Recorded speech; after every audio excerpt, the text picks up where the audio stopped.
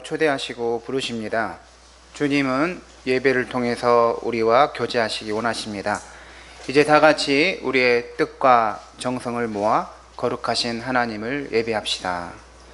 여호와의 집, 우리 여호와의 성전, 곧 우리 하나님의 성전 뜰에 서 있는 너희여, 여호와를 찬송하라. 여호와는 선하시며 그의 이름이 아름다우시니 그의 이름을 찬양하라. 하나님은 영이시니 예배하는 자가 영과 진리로 예배할지니라. 아멘.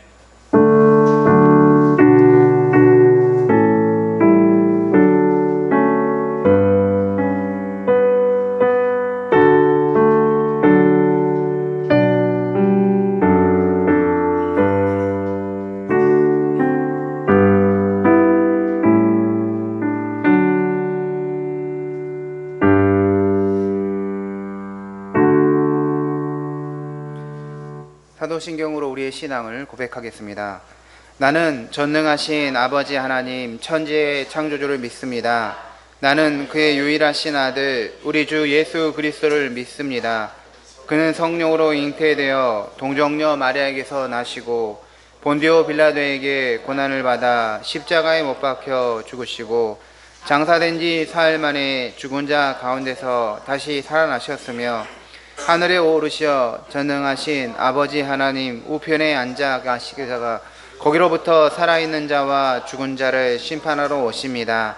나는 성령을 믿으며 거룩한 공교회와 성도의 교제와 죄를 용서받는 것과 몸의 부활과 영생을 믿습니다. 아멘. 사랑하는 성도님들, 하나님은 우리 자신의 죄와 허물과 잘못을 거짓 없이 고백할 때 용서의 손길을 허락하십니다. 이 시간 한 주간의 삶을 돌아보며 주님과 나만이 아는 죄를 가지고 주님께 참회의 기도를 드립시다. 그리할 때 주님께서 용서의 은혜를 베푸실 것입니다.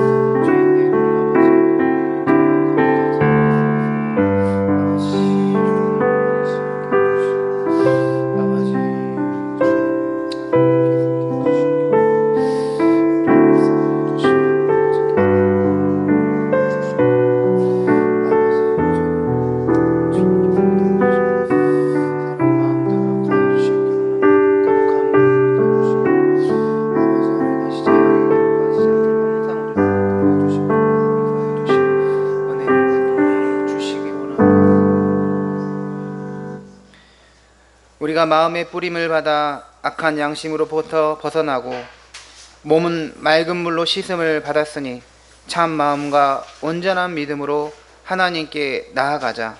그러므로 이제 그리스도 예수 안에 있는 자에게는 결코 정죄함이 없느니라.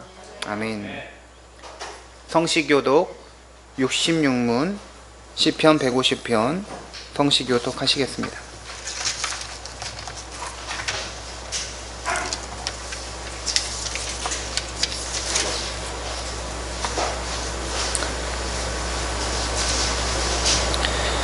할렐루야. 그의 성소에서 하나님을 찬양하며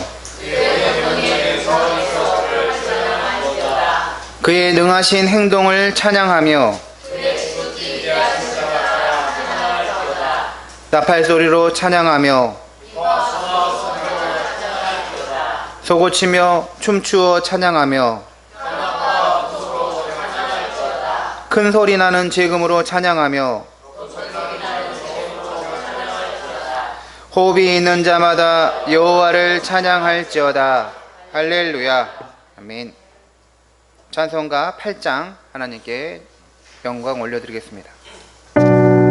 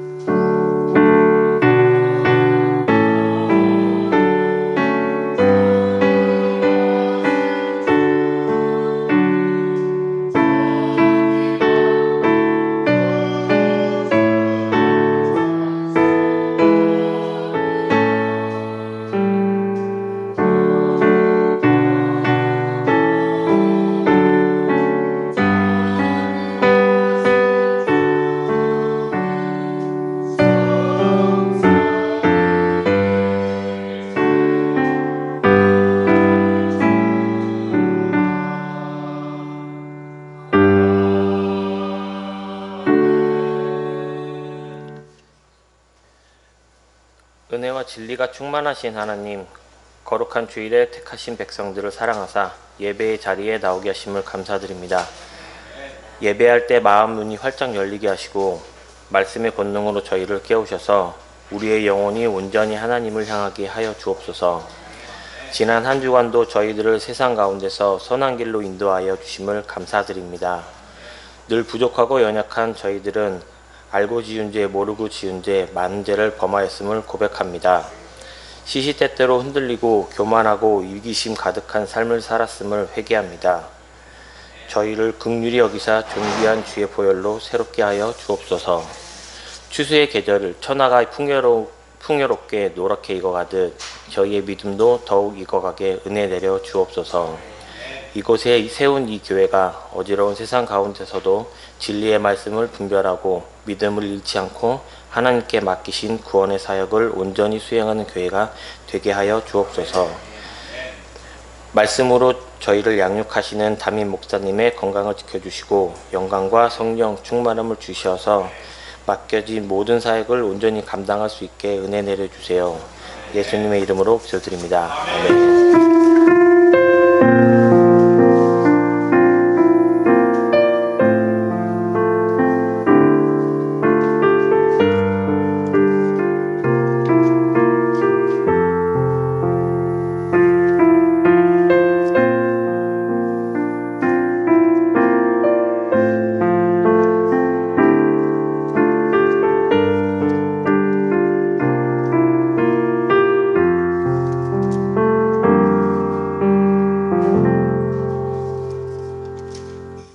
하나님께서 우리에게 주시는 말씀은 전도서 3장 1절에서 13절까지 말씀입니다. 전도서 3장 1절에서 13절, 구약성경 950쪽에 있습니다.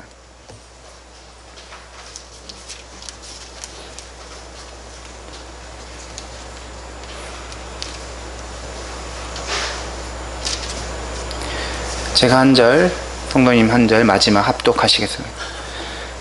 범사에 기한이 있고 천하 만사가 다 때가 있나니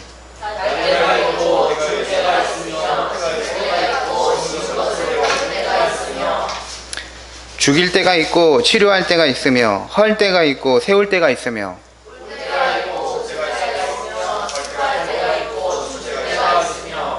돌을 던져 버릴 때가 있고 돌을 거둘 때가 있으며 안을 때가 있고 안는 일을 멀리할 때가 있으며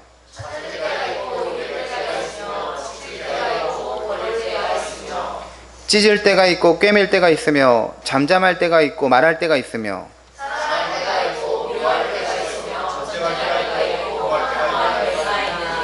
일하는 자가 그의 수고로 말미암아 무슨 이익이 있으랴.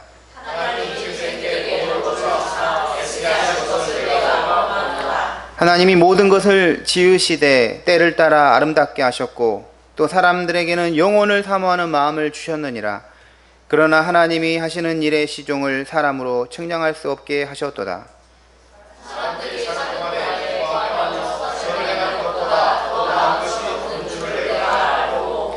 사람마다 먹고 마시는 것과 수고함으로 낙을 누리는 그것이 하나님의 선물인 줄도 또한 알았도다.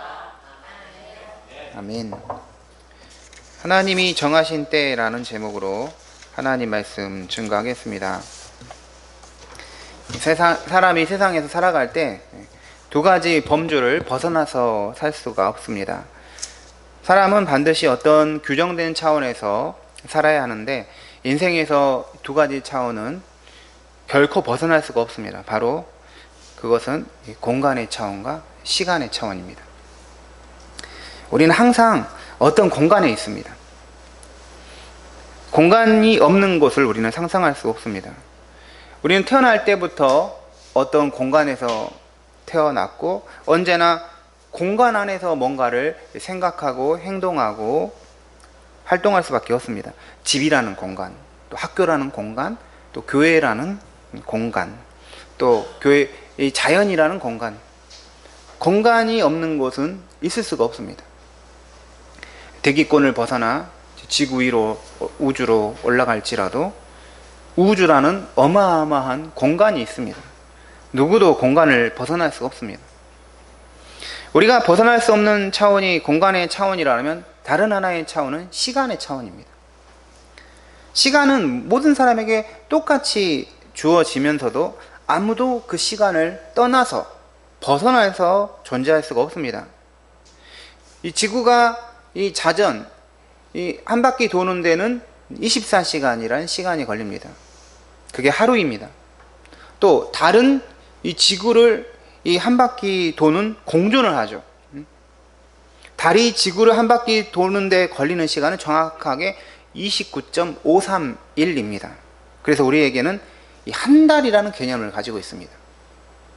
그리고 지구가 태양을 한 바퀴 도는 시간이 365일이 걸려서 우리는 1년의 개념을 가지고 있습니다. 어떤 사람도 시간의 차원을 벗어나서 살지 못합니다. 영화나 드라마 같은 것을 보면 시간을 멈추게 하기도 하고 또 같은 날이 계속 반복되기도 하고 과거로 가기도 하고 미래로 가기도 하고, 하지만 현실에서는 그럴 수가 없다는 것이죠. 현실에서 시간을 우리가 멈추게 하거나 시간을 반복하게 하거나 미래로 가고 과거로 가고 이렇게 할 수가 없다라는 것입니다. 하나님은 이 지구의 자전 하루, 그리고 달의 공전 한 달, 지구의 이 태양의 공전 1년이라는 시간을 두셨습니다. 게다가 그것을 우리가 사는 이 자연계 안에 그것을 반영시켰습니다. 이런 시간 개념은 자연에서 우리에게는 낮과 밤으로 체험이 됩니다. 봄, 여름, 가을, 겨울 이 4계절로 체험이 됩니다. 자연에서 이러한 시간은 반복과 순환의 특징을 가지고 있습니다. 계속해서 매일매일이 반복되고 봄, 여름, 가을, 겨울이 반복이 되는 것입니다. 자연에서 시간 개념의 핵심은 순환과 반복입니다. 동물들은 이러한 순환과 반복에 맞춰서 적응하며 자연 속에서 살죠. 그런데 하나님은 우리 인간에게 특별한 시간 개념을 주셨습니다. 단순히 반복되고 그냥 순환되는 것으로 만족하며 살게 하신 것이 아니라 그 반복되고 순환되는 그 시간에서 발전과 성장이라는 개념을 인간에게 특별하게 주셨습니다. 인류만이 뭔가가 발전되고 성장이라는 시간 개념을 가지고 있는 것이죠. 이 까치가 나무 위에 둥지를 짓는 것을 보면 어디서 그런 나뭇가지를 가져다가 정교하게 이 나무 위에 둥지를 짓습니다. 강한 바람이 불어도 비가 내려도 떨어지지 않게 정교하게 까치집을 잘 만듭니다. 그걸 보면 참 놀랍지 않을 수가 없죠. 하지만 문제는 아무리 그 둥지를 까치가 잘 만든다고 하더라도 그게 발전되는 것은 아니라는 것이죠. 조선시대에 까치가 만들었던 거나 21세기를 사는 까치가 만든 것이나 한국의 까치나 유럽의 까치나 모양이 다 똑같습니다. 발전하고 변화되는 그런 문화를 창출하지 못하는 것이죠. 박물관에 가보면 인류가 살아온 발자취를 단번에 살필 수가 있습니다. 인류가 그 순환과 반복의 범주에만 결코 머물지 않았음을 박물관에 가보면 우리가 확인할 수가 있습니다. 순환과 반복이라는 자연계 안에서 부단히 인간들이 노력하여 새로운 문화를 탄생시키고 발전시키는 것이죠. 박물관에서는 우리 인류가 걸어온 발자취와 그 문화와 문명들을 시간의 그 평면으로 다 살필 수가 있습니다. 구석기부터 신석기, 청동기, 이 철기 시대를 거치는 인류의 발자취를 확인할 수 있고, 민족과 나라가 만들어지고 발전되는 과정들, 고대로부터 중세, 근현대에 이르는 역사의 발전을 박물관에 가보면 확인할 수가 있습니다. 박물관에서는 이런 인류의 발전사를 시간의 이 평면으로 살펴보는 재미가 있습니다. 그러니까 하나님이 우리에게 주시는 시간은 반복되고 순환이 되지만 단순히 인류는 반복과 순환에만 머물고 안주한 것이 아니라 더 나은 문화와 문명을 만들려고 부단히 노력을 기울여 왔다는 것입니다. 오늘 전도서 말씀은 인간의 근본적인 차원 중에 하나인 시간에 대한 성경적 교훈을 담고 있습니다. 우리가 사용하는 시간에는 때라는 게 있습니다. 때. 우리가 가진 전체 시간에는 적절한 때가 있습니다. 오늘 전도서 3장 1절에서 8절까지 이 때라는 말이 계속해서 반복되면서 나타납니다. 이 짧은 구절에 29번이나 때라는 말이 나타나고 있습니다. 1절부터 범사에 기한이 있고 천하 만사가 다 때가 있다. 때가 있다는 것이죠.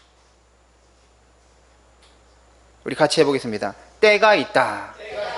정말 중요한 개념입니다. 왜 그렇습니까?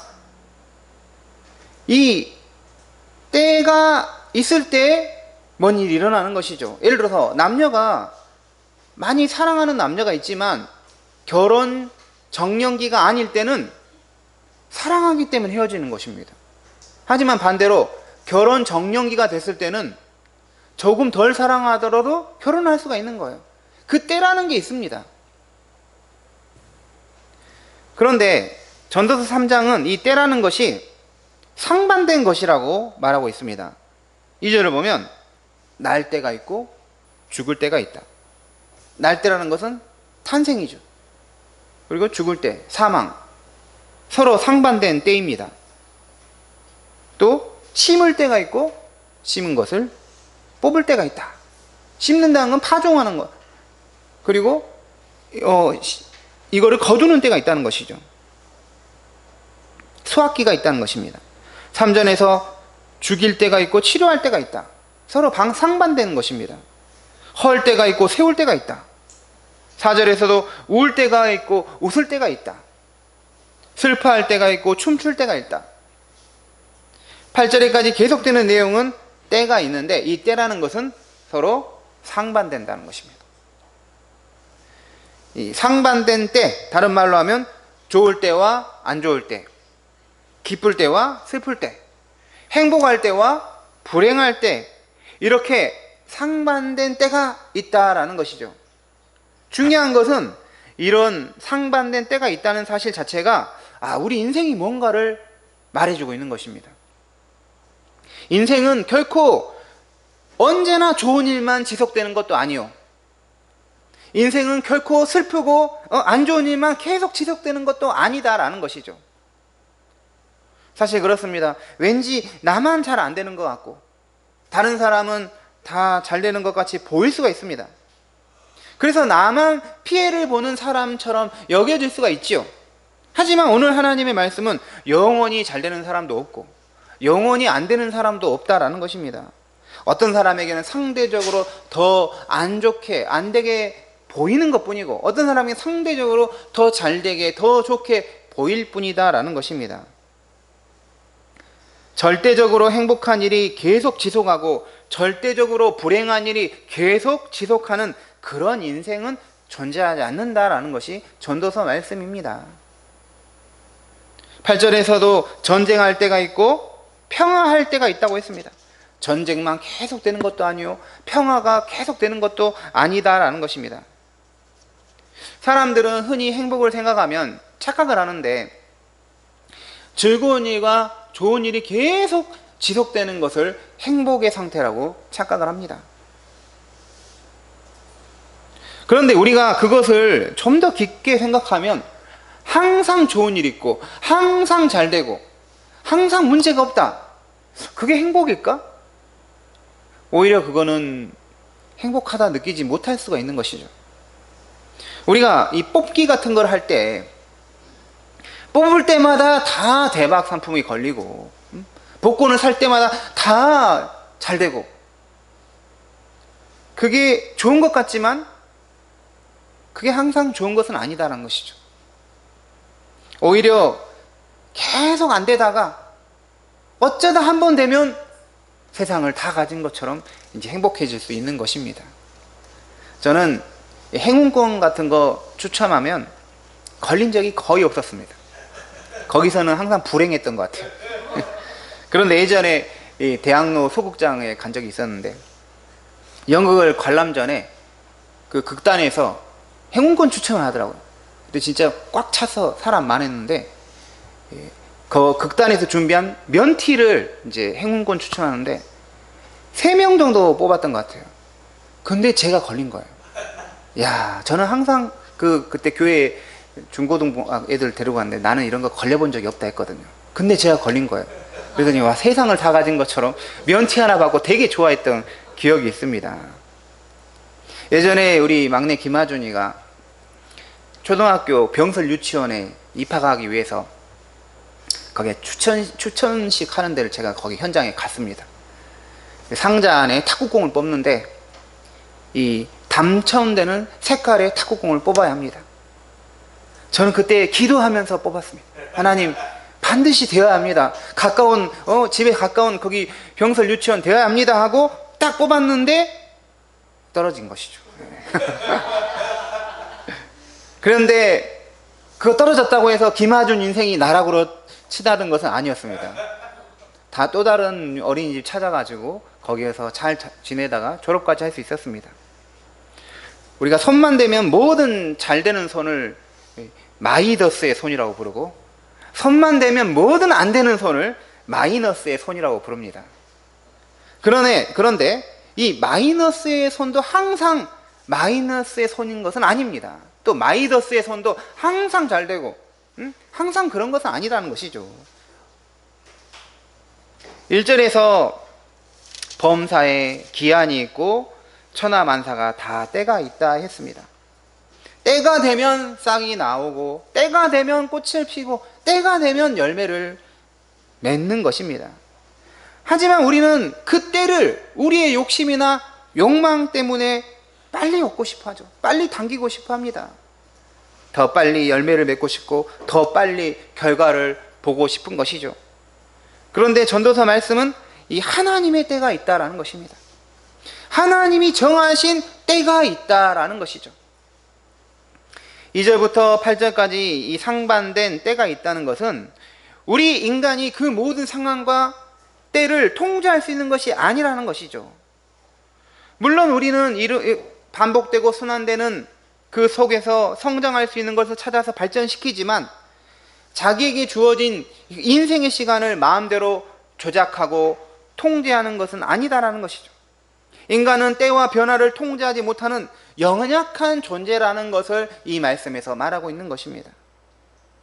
그러면 우리의 때를 우리 스스로의 의지로 통제하지 못한다면 우리 인생은 허무한 것이 되고 무의미한 것으로 여기며 살아야 하는가라는 질문을 던지게 됩니다. 그렇지 않다는 것이 오늘의 말씀입니다. 왜냐하면 우리가 스스로 통제하지 못하는 인생은 반대로 하나님이 통제하는 인생이 될 수 있기 때문인 것이죠. 우리가 맞닥뜨리는 모든 이 때라는 것은 결국 하나님이 모르시는 것이 없고 하나님의 영역을 벗어나는 것이 없다라는 것이 하나님의 말씀입니다. 우리가 확실한 믿음을 가져야 하는 것은 이 세상이나 이 세상의 역사나 우리 자신의 인생 모든 것이 하나님의 통제를 벗어나 마음대로 작동되는 것이 아니다라는 것입니다. 시편 35편 15절에 나의 앞날이 주의 손에 있다라고 했습니다. 같이 보세요. 나의 앞날이 주의 손에 있습니다. 예. 나의 인생이든 세상의 역사이든 모든 것은 주의 손, 하나님의 손 아래에 통제를 받고 있는 것이죠. 모든 일을 하나님이 정하신 때가 있고 그 때를 따라 움직이고 이루어지고 있는 것입니다. 예수님께서는 아버지 하나님이 허락하시지 않으면 참새 한 마리도 땅에 떨어지지 않는다고 말했습니다. 사랑하는 성도님들, 변화하는 세상에서 우리는 어떻게 살아야 합니까? 개인의 삶이든 세상 역사이든 자연 역사이든 하나님이 주권적으로 창조하셨던 세상을 때를 따라 섭리하신다는 믿음을 우리가 가지고 살아야 합니다. 그런 믿음이 우리에게 있어야 하는 것이죠. 9절 10절 말씀 같이 한번 읽도록 하겠습니다. 9절과 10절입니다. 시작.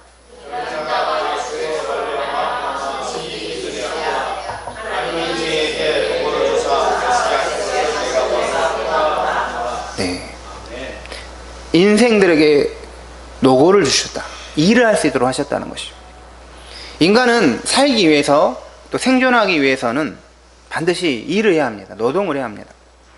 땅을 개간하고 농사를 짓고 가축을 키우고 사냥을 해야 생존할 수 있었습니다.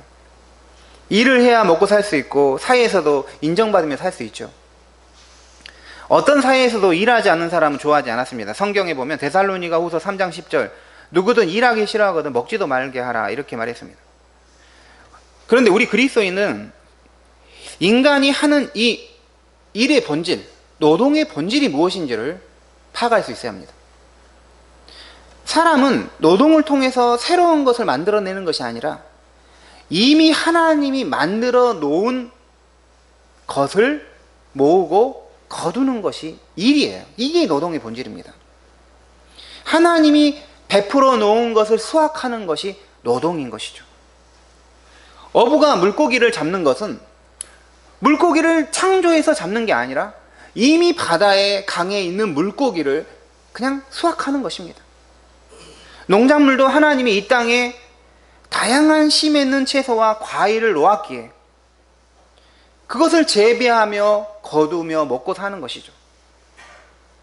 없는 것을 만드는 것이 아니라 있는 것을 거두는 것이 노동입니다. 광물도 마찬가지죠. 땅 속에 있는 그 숨어있는 광물을 가공해서 우리가 그것을 가지고 사용하면서 인류 문명을 발전시켰습니다. 우리 인류의 문명을 지탱하고 발전시키는데 가장 필요한 광물은 철일 것입니다. 철. 인류가 이 기계를 가지고 엄청난 문명을 발전시켰죠. 그게 결국 대부분 철로 만들어졌어요. 기계가 철입니다. 기계로 자동차나 배나 모든 게 결국은 철이 들어가 있는 것이죠. 그런데 이 철이라는 것이 인류 문명이 생기기 전부터 땅속에 깊이 감춰져 있었던 것입니다. 단지 사람은 그것을 발굴해서 그것으로 새로운 문명을 만들고 발전시킬 수 있었죠. 만약 하나님이 지구 안에 철을 처음부터 두지 않았다면 지금의 문명은 존재할 수가 없는 것입니다. 우리가 사용하고 있는 핸드폰도 20가지 이상의 광물의 조합입니다. 핸드폰을 만든 게 아니라 창조한 게 아니라 광물들을 조합해서 우리가 사용하고 있는 것이죠. 노동의 본질은 하나님이 정해준 영역 안에서 그것을 발견하고 발전시키고 새롭게 만들어내는 것일 뿐이다라는 것이죠. 그래서 10절에서 하나님이 인생에게 노고를 주사 일쓰게 하신 것을 내가 보았다. 일하게 하셨다는 것이죠. 그러니까 우리가 노동하는 것도 결국 하나님의 주권적 영역에서 뭔가를 하는 것이기에 창조주 하나님을 넘어설 수가 없다라는 것입니다. 그런데 하나님은 우리가 이 땅에서 상반된 때를 따라 살아가고 노동하며 살아가는 그 속에서 정말 원하시는 것이 있습니다. 결국 그런 삶의 과정, 이 노동의 과정에서 함몰되고 거기에 파묻혀 살기를 원하시는 것이 아니라 그런 것을 통해서 그러한 것의 근원이신 하나님을 찾으라는 것이죠. 지나가는 것들 속에서 영원한 것을 찾으라. 일시적인 것에서 영원한 것을 사모하라는 것이 하나님의 뜻인 것이죠. 영원한 것을 발견하고 사모하게 하시려는 목적이 있는 것입니다. 우리가 아까 읽었던 11절 말씀 다시 한번 또 읽도록 하겠습니다. 시작. 하나님이 모든 것을 지으신 때를 따라 아름답게 하셨고 다 사람들에게는 영혼을 사모하는 마음을 주셨느니라. 그러나 하나님이 하시는 일의 시종을 사람으로 측량할 수 없게 하셨도다. 아멘. 하나님이 우리 사람들에게 영원한 것, 영혼을 사모하는 마음을 주셨다라는 것이죠. 그러므로 우리는 이 영혼의 관점에서 지상의 것들을 바라보고 인식을 해야 한다는 것이죠. 판단해야 한다는 것이죠. 그러니까 지상의 것을 지상의 것으로 인식하는 게 아니라 영원한 것을 바라보고 지상의 것을 가치평가를 매길 수 있어야 한다는 것이죠. 영혼이라는 관점에서 우리에게 나타나는 이 상반된 때를 맞이하고 대처해야 하는 것입니다.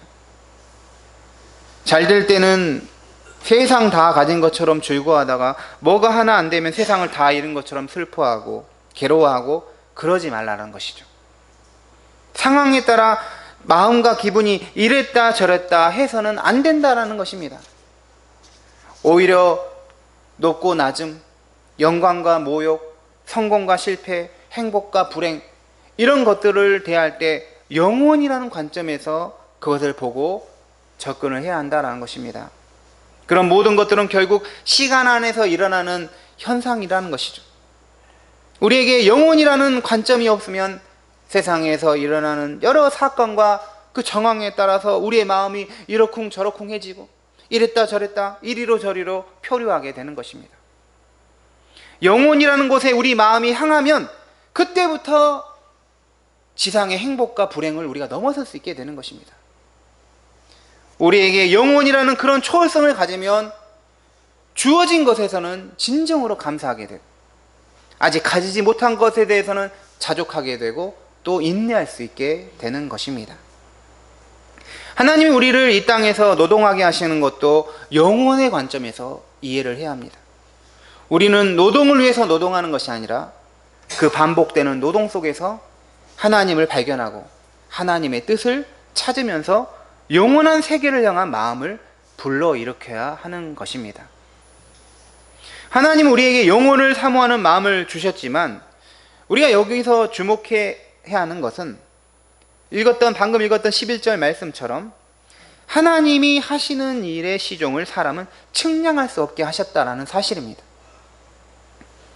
저는 가끔 내 자신이 하나님이라면 어떻게 될까? 어떻게 해야 하나? 이런 생각들을 한번 해본 적이 있습니다. 예를 들면 지금 5명의 기독교인이 동시에 어떤 시험을 치르는 것입니다. 합격자는 한 명밖에 나올 수가 없어요. 이 5명이 다 같이 기도하면서 하나님 합격시켜달라고 기도하는 것이죠. 그러면 하나님은 누구를 합격시켜야 하는 것이죠? 만약 A를 합격시켰을 때 다른 사람이 다 떨어지고 B를 합격시켰을 때 다른 사람이 떨어지고 C를 합격할 때 떨어지고 이런 경우의 수가 누가 합격하고 떨어지고 이런 거에 따라서 정말 복잡하게 얽히고 설키고 이런 관계가 되는 것입니다. 정말 쉽지 않은 것이죠. 하나님의 결정, 판단 정말 어려운 것입니다. 우리는 하나님이 우리 인생들에 대해 하시는 일의 시종을 측량할 수가 없는 것입니다. 아무리 인생에게 영혼을 사모하는 마음을 주셨어도 하나님이 하시는 일에 그 처음부터 끝까지 다 이해가 되는 것이 아닌 것이죠. 사람은 인생이 돌아가고 자연이 순환하는 그런 구조와 메커니즘을 다 이해할 수가 없습니다. 하나님이 사람을 대하실 때, 인류 역사를 이끌어 가실 때 우리의 판단 능력으로 도저히 이해할 수 없는 경우가 많습니다. 왜 하나님은 전쟁을 방치하십니까? 왜 악인들이 그렇게 마음대로 할 수 있도록 놔두십니까? 왜 의인들이 고통을 당합니까? 다 측량할 수가 없다라는 것입니다. 하나님이 하신 일은 처음부터 끝까지 다 깨달을 수 있는 게 아닙니다. 어린 자녀들은 부모님이 자기를 대하는 그 행동 전체를 다 이해하지 못합니다. 2살짜리, 3살짜리 아이가 부모님이 어떻게 가게를 이끌어 가시고 어떤 계획을 가지고 어떤 생각하는지 다 이해를 못합니다. 그럼에도 자녀들은 부모님으로부터 돌봄과 양육을 받을 수 있습니다. 부모님의 행동을 다 이해하지 못하더라도 자녀는 부모님을 신뢰하고 따릅니다. 우리도 마찬가지라는 것이죠. 하나님이 하시는 일의 그 시작과 마침을 다 이해하지 못하더라도 우리는 하나님의 사랑과 돌봄은 언제든지 받을 수 있다는 것입니다. 그런 것을 다 깨우치지 못하더라도 우리는 하나님을 얼마든지 신뢰할 수 있고 맡길 수 있는 것이죠. 자연도 신비이고 인생도 신비이고 모든 게 신비입니다. 이 신비란 우리 하나님은 우리가 다 지각할 수 없는 방식으로 자연과 인생과 인류의 운명을 이끌어 가심을 말합니다. 그러므로 우리 그리스도인들은 어떻게 살아야 할까요? 13절 말씀을 읽겠습니다. 사람마다 먹고 마시는 것과 수고함으로 낙을 누리는 그것이 하나님의 선물인 줄도 또한 알았도다.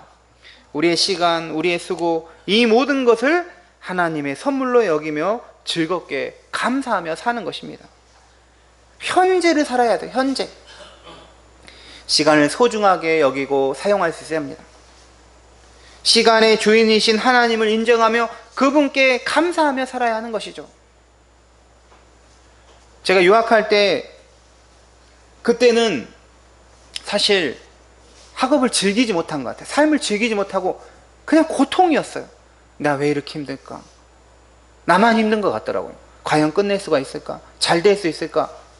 근데 어느 순간에 다 끝내고 한국에 와 있고 벌써 10년이 지나버렸어요. 근데 이 10년 동안 있으면서 그때를 생각하면 야, 그때가 제일 행복했던 것 같아요.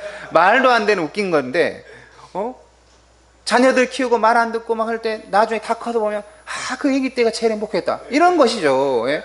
우리 현재를 살지 못하는 거예요. 현재는 그냥 힘들고 고통스러운 거예요. 근데 지나고 보면 야, 그때가 제일 행복했다.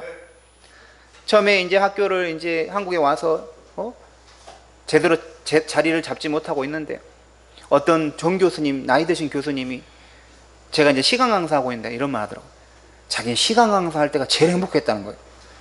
말도 안 되는 소리를 제 앞에서 하는 거예요. 시간 강사가 얼마나 힘든데 자기 생각하면 시간 강사 때가 행복했다는 거예요. 시간 강사 불행한 것 같은데 그게 아니다는 것입니다. 우리는 지금이 가장 감사하고 행복한 때다. 즐거워하고 낙을 누려야 한다는 것이 이게 하나님의 뜻인 거예요.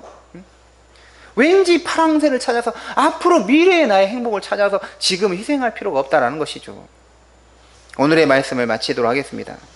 우리는 항상 인생이 상반된 때를 대면하게 됩니다. 인생의 굴곡을 만나게 되는 것이죠. 이것 자체가 인생이 무엇인지를 우리에게 말하는 것입니다. 우리 인생의 때에는 영원한 것, 영원히 지속하는 것이 없어요. 올라갔다 내려갔다 잘됐다 안 됐다 하는 것이 인생인 것입니다. 프랑스어로 이 표현이 있는데 셀라비라는 표현이 있습니다. 이게 인생이야 라는 표현입니다. 어쩔 수 없는 경우에 떵비 라는 표현과 셀라비, 이게 인생이야 이런 말을 하죠.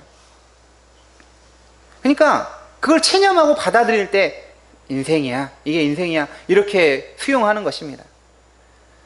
모든 것에는 하나님의 때가 있고 하나님의 때를 대할 때 우리는 두 가지 자세가 필요합니다. 그것을 영원이라는 관점에서 바라보는 것이고 그것을 다 깨우칠 수 없다는 사실을 가지고 우리가 인식하고 대해야 한다는 것이죠.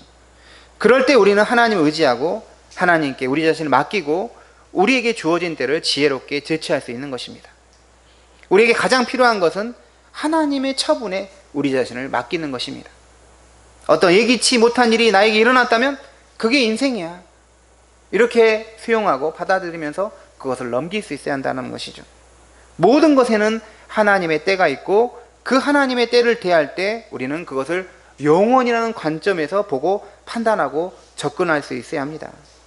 우리에게는 무의미한 시간이 없습니다. 우리가 무의미하다고 시간을 느낄 때는 이래봤자 뭐가 달라지냐 할 때 그런 무의미함을 경험합니다. 하지만 그래봤자 달라질 것도 없지만 그래도 우리에게 시간은 소중한 거예요. 이때는 하나님이 주신 것입니다. 왜냐하면 하나님은 우리가 시간을 어떻게 사용하고 계시냐를 보고 있어요. 그 결과만 보는 게 아니라는 것이죠. 이 하루하루를 어떻게 우리가 받아들이고 감사하며 즐기고 그 하나님의 은혜로 여기며 살아가느냐를 다 보시고 계시는 것입니다. 가장 중요한 것은 모든 것에는 하나님의 때가 있기에 하나님을 의지하고 언제나 가장 선한 것을 주시는 주님을 바라보며 영원한 것을 사모하면서 지상에서 하나님이 하시는 일을 우리가 다 파악하고 이해하지 못하더라도 주님을 신뢰하며 맡기며 살아가는 그리스도인이 되는 것입니다. 기도하겠습니다. 하나님 아버지, 우리에게 때를 주심을 감사합니다. 아직 때가 아닐 수 있습니다. 이미 때가 지나갔을 수도 있습니다. 하지만 이 모든 것들이 하나님의 영역 안에 통제 아래에 있음을 믿습니다. 모든 것이 하나님의 섭리하시는 것이기에 우리가 믿고 맡기고 우리에게 주어진 하루하루를 소중하게 여기게 하여 주시옵소서. 시간의 주인이신 하나님, 우리에게 선물로 주신 이 시간을 소중히 여기고 감사하며 기쁘게 살아가게 하여 주시옵소서. 예수님의 이름으로 기도드립니다. 아멘. 다 같이 일어나셔서 3절 일어나시겠습니다. 321장 찬송하시면서 봉헌하겠습니다.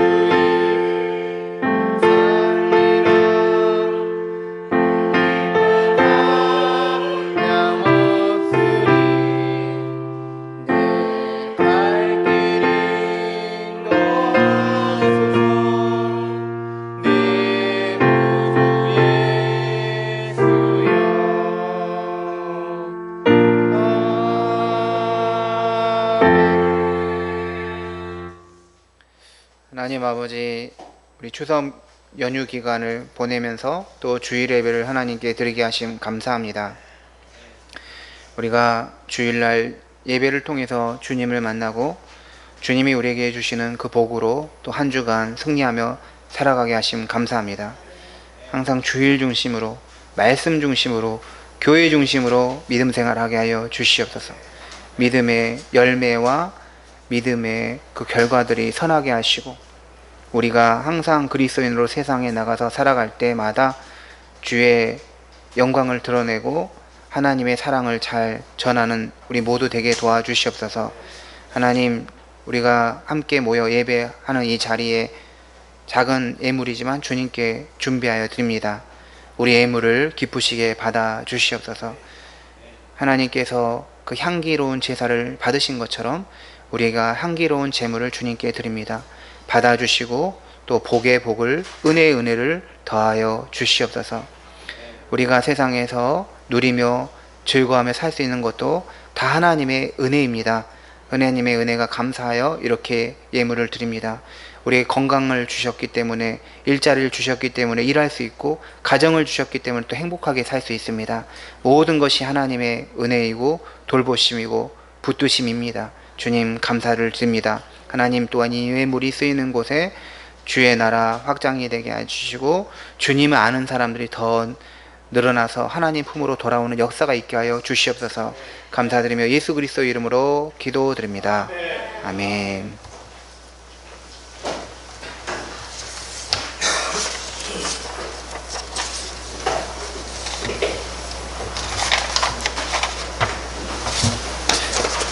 네, 우리 교회 소식 안내하도록 하겠습니다. 우리 옆에 분들과 인사하겠습니다. 하나님의 때를 기다립시다. 또 다른 분에게 시간을 의미 있게 사용합시다. 네, 저희 주중 성경 읽기는 이번 주에는 이제 읽으셔야 되는데, 레위기 7장, 8장, 9장, 사도 고린도후서 4장, 5장 읽으시면 됩니다. 다음 주 예배 때는 성찬식이 있습니다. 그래서 자기를 살피고 주의 몸과 피를 받도록 하겠습니다. 11월 5일에 야외 예배가 있습니다. 그래서 우리 이곳에서 예배하지 않고 야외에 가서 예배하도록 하겠습니다. 기도하고 예배를 마치도록 하겠습니다. 이제는 우리 주 예수 그리스도의 은혜와 하나님 아버지의 크신 사랑과 성령의 교통하심이 하나님이 주신 이 시간을 소중하게 여기며 하나님의 때를 기다리고 또 영혼을 사모하는 그 가운데서 세상에서의 그 상반된 때를 이해하고 받아들이고 거기에서 감사와 기쁨을 누리기 원하는 모든 주의 자녀들 위해 지금부터 영원토록 함께 하시기를 축원하옵나이다. 아멘.